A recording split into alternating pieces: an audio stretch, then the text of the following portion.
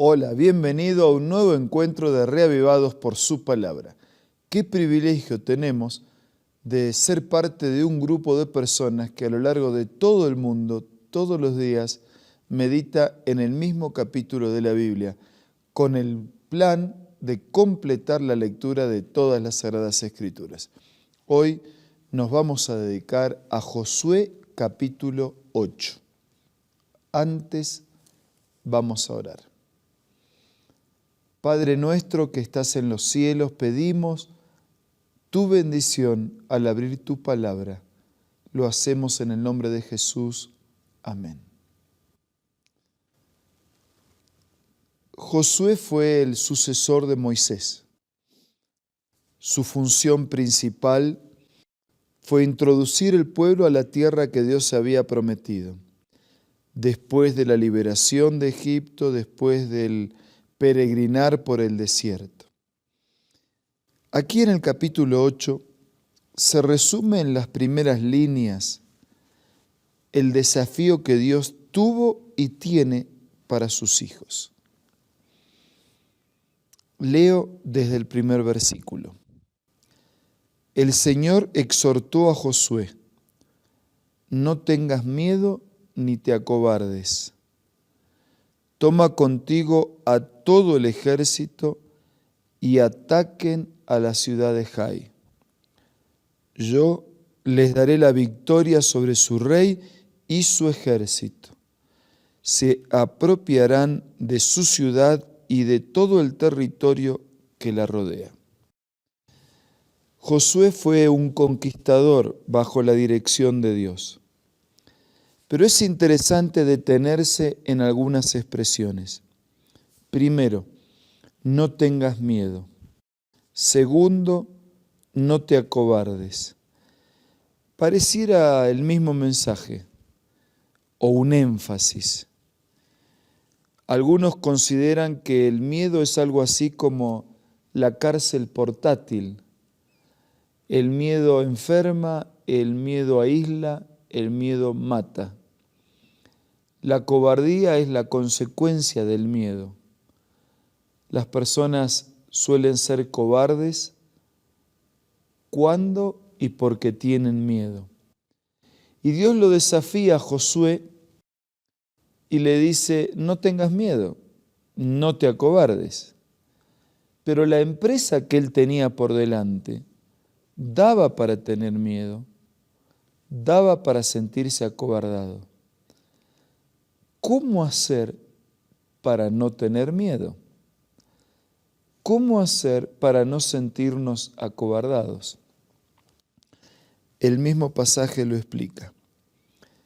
Toma contigo todo el ejército, ataquen la ciudad de Jai, yo les daré la victoria, se apropiarán de la ciudad y de todo el territorio que la rodea.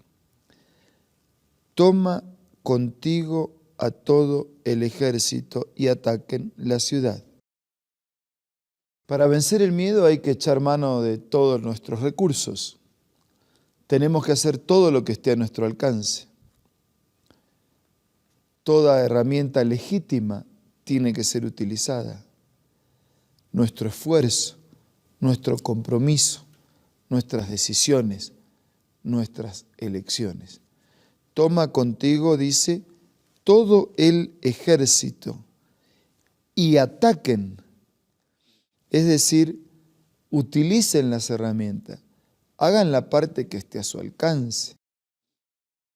Claro, puede ser que aún tomando todas nuestras energías escasas, echando mano de todas nuestras estrategias y herramientas posibles, aún así sea insuficiente.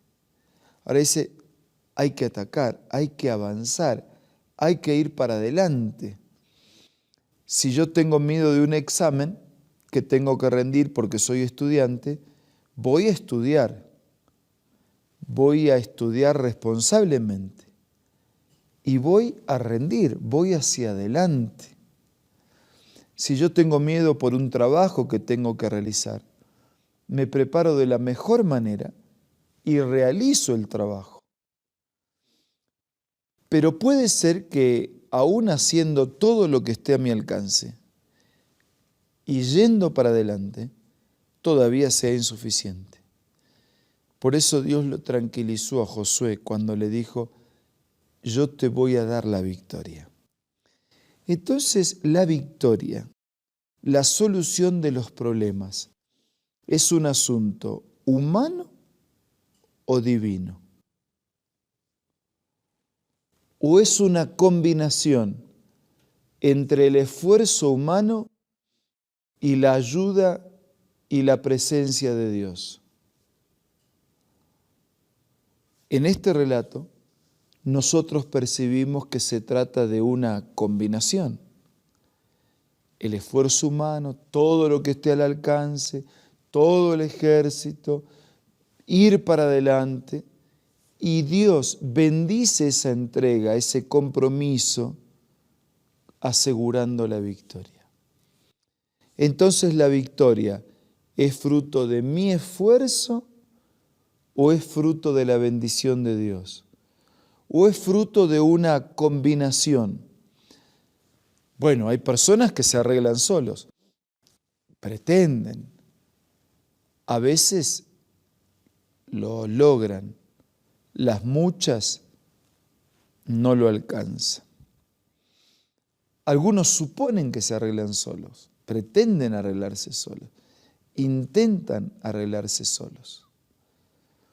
Pero la mejor combinación, la combinación que Dios propone, es haz todo lo que viene a la mano para hacer conforme a tus fuerzas y confía en toda la segura, poderosa y amante intervención de Dios. En otras palabras, tenemos que actuar como si todo dependiera de nosotros y orar confiados como si todo dependiera de Dios. Esta es la mejor ecuación y esta es la mejor combinación. Vamos a actuar como si todo dependiera de nosotros. Vamos a orar y confiar como que si todo dependiera de Dios. Y cuando lo hacemos así, entonces nos es concedida la victoria. Las bendiciones nos acompañan y los resultados son realmente maravillosos. Dice hacia el final de este capítulo, desde el versículo 30, que entonces Josué se levantó en el monte Ebal un altar al Señor Dios de Israel, tal como Moisés, siervo del Señor, había ordenado a los israelitas. Lo levantó de acuerdo a lo que está escrito en el libro de la ley. Ofrecieron los sacrificios de comunión al Señor. Y allí, en presencia de los israelitas, Josué escribió en tabla de piedra una copia de la ley que Moisés le había escrito. Después leyó todas las palabras de la ley, dice versículo 34, las bendiciones, las maldiciones, los consejos, las advertencias, según lo que estaba escrito. Y de esta lectura que hizo Josué ante toda la asamblea, incluyendo mujeres, niños, inmigrantes, no se omitió ninguna palabra de lo que Dios ya le había ordenado a Moisés, porque la palabra de Dios se mantiene inalterable a través de los tiempos y a través de los siglos.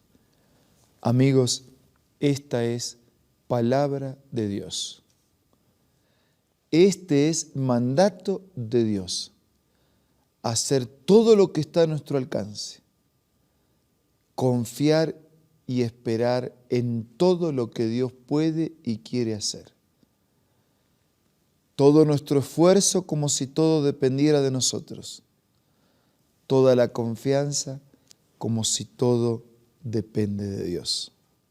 Nuevamente nos encontramos para comenzar un estudio diario de la Palabra de Dios, de manera específica del consejo inspirado que nos viene a través de los libros del Espíritu de Profecía. Nos juntamos para meditar, para leer, para reflexionar y para aplicar a nuestra vida el mensaje de Dios. y sabiendo que no estamos solos, que muchos amigos y hermanos desde donde están pueden acompañar este encuentro.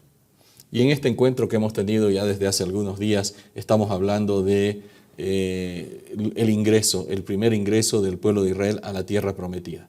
Había una serie de conquistas que realizar y Dios les había dado la primera gran victoria sobre Jericó, y entonces de ahí vino una triste historia que un hombre le entró la codicia, tomó algo que estaba expresamente prohibido por el Señor, y de pronto vemos una derrota que hemos analizado en los días anteriores.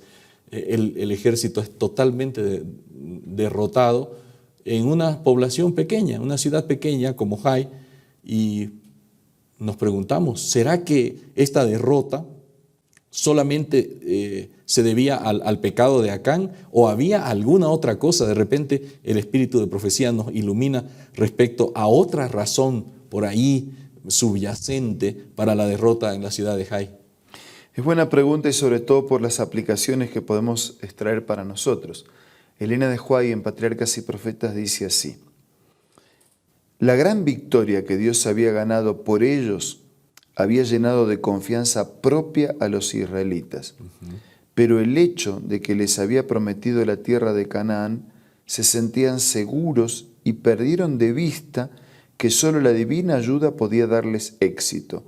Aún Josué hizo sus planes para la conquista de Jai sin pedir el consejo de Dios. Los israelitas habían comenzado a ensalzar su propia fuerza y a mirar despectivamente a sus enemigos. Esperaban obtener la victoria con facilidad y creyeron que bastarían 3.000 hombres para tomar el lugar. Estos se precipitaron al ataque sin tener la seguridad de que Dios estaría con ellos.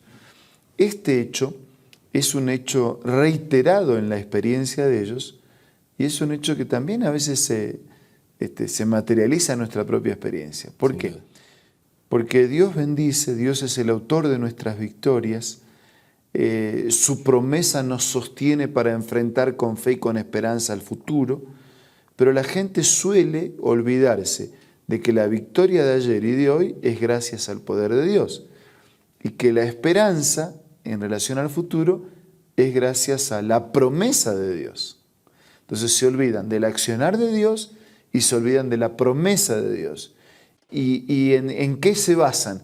Entonces se basan en su fuerza, en su sabiduría, en su experiencia y en sus posibilidades. Y ocurre lo que ocurrió muchas veces con ellos y también con nosotros, porque nosotros también repetimos esta historia. Claro. Que en lugar de confiar en Dios, caemos en la autosuficiencia. En lugar de sentirnos pequeños y buscar la ayuda del grande y poderoso Dios, nosotros nos sentimos grandes. Y cuando yo me siento grande, termino siendo nada. Pero cuando reconozco que soy nada, termino siendo poderoso. Pero ahí, cuando termino siendo poderoso, no es por mí, es por Él. Entonces no puedo olvidarme nunca de eso. Que no, siempre es por Él, nunca es por mí. Y ahí somos grandes. Interesante la vislumbre que nos da el espíritu de profecía. Normalmente le echamos la culpa 100% a Acán de la derrota en Jai, pero aquí nos está dando algo más. Hay como una especie de base, como una especie de trasfondo. Estaba comenzando el orgullo y la autosuficiencia en el pueblo de Israel, diciendo, bueno, tenemos un gran Dios, así que no hay quien se enfrente con nosotros. Y esa autosuficiencia empezó a generar otras cosas. San Agustín decía que fue el orgullo lo que transformó a los ángeles en demonios. Y es la humildad lo que transforma a un hombre en santo. Excelente aplicación. En el capítulo ya vemos que Dios restaura porque se arrepintieron, hubo una especie de mea culpa, fue castigado el transgresor, el pueblo de Dios recordó quién era que estaba detrás de la victoria, y entonces Dios le concede ya esta vez la victoria sobre Jai. Pero interesantemente no hay mucho que el Consejo Inspirado nos hable sobre esta victoria, porque claro, había más cosas que reflexionar que cosas que que vitorear, ¿no?, por causa de lo que había sucedido. Así que me parece que Josué estaba meditando en esto y entonces dice, el pueblo necesita recordar las leyes que ha recibido, ¿no? Inmediatamente después de la victoria de Jai, Josué leyó toda la ley delante del pueblo, incluyendo a las mujeres y los niños. Normalmente no se los incluía, pero esta fue una reunión de todo el pueblo, donde le presentó toda la ley. ¿Por qué es importante incluir a los hijos? ¿Por qué fue importante para Josué incluir a los niños, a las mujeres en esta lectura? ¿Qué enseñanza tiene para nosotros hoy? Elena de White lo cuenta así. No solo los hombres de Israel, sino también las mujeres y los niños escucharon la lectura de la ley, pues era importante que todos conocieran su deber y lo cumplieran. Los padres de familia pueden y deben interesar a sus hijos en los conocimientos que se encuentran en las sagradas páginas. Pero si quieren interesar a sus hijos e hijas en la palabra de Dios, ellos mismos deben sentir interés por ella, deben familiarizarse con sus enseñanzas y así como Dios lo ordenó a Israel, hablar de ellas. Cuando te sientes en tu casa, cuando andes por el camino, cuando te acuestes, cuando te levantes. Los que quieran que sus hijos amen y reverencien a Dios, deben hablar de su bondad, majestad y poder según se revela en sus palabras y en las obras de su creación. Hoy, por ejemplo, nadie discute que más allá de las formas y más allá de los tiempos que se van actualizando, los padres son responsables de inculcar principios a sus hijos, hábitos de salud, hábitos de respeto, hábitos de educación. O sea, hay una transmisión de principios y de valores. Los padres son aliados de la escuela y la escuela termina impartiendo conocimientos, pero esos conocimientos siempre enmarcados en un cuadro de valores. Nadie discute hasta ahí todo eso. Algunos discuten si la transmisión de conocimiento tiene que incluir los principios religiosos. Elena de White, la Biblia, nosotros creemos que sí tienen que incluir. Claro. Porque en realidad los valores están basados en los principios religiosos. Es Dios el que garantiza que algo definidamente sea un valor y no sea simplemente una cuestión cultural o practicable en alguna región. Entonces, el marco de Dios, el marco de su palabra, es la base donde se sustentan todos los valores. Ellos tenían que inculcarle. Y acá viene algo muy importante. El inculcar era no solo por palabra, tenía que ser por ejemplo. Claro. Y tenía que haber una coherencia. Y ese es también un problema serio en nuestros días. Primero, porque no siempre se inculcan valores religiosos. Segundo, porque cuando se inculcan con este anexo. Bueno, haz lo que yo digo, pero no lo que yo hago. Y los chicos no aprenden tanto por lo que decimos, sino por lo que hacemos. La mejor manera de enseñar. Entonces tiene que haber una coherencia entre el discurso religioso y la práctica religiosa. Entonces era indispensable para ellos y es también indispensable para nosotros. Hablar de la bondad, del poder, de lo que Dios tiene para nosotros. Estos valores se transmiten entonces no solamente por preceptos, sino por ejemplo. Recuerdo que en una de estas reuniones, estos encuentros que hemos tenido, estas conversaciones, que lo que haces grita más fuerte que no me permite escuchar lo que dices. Así es. ¿No? Esto parece ser un reclamo de los hijos hacia los padres. Sí, lo es.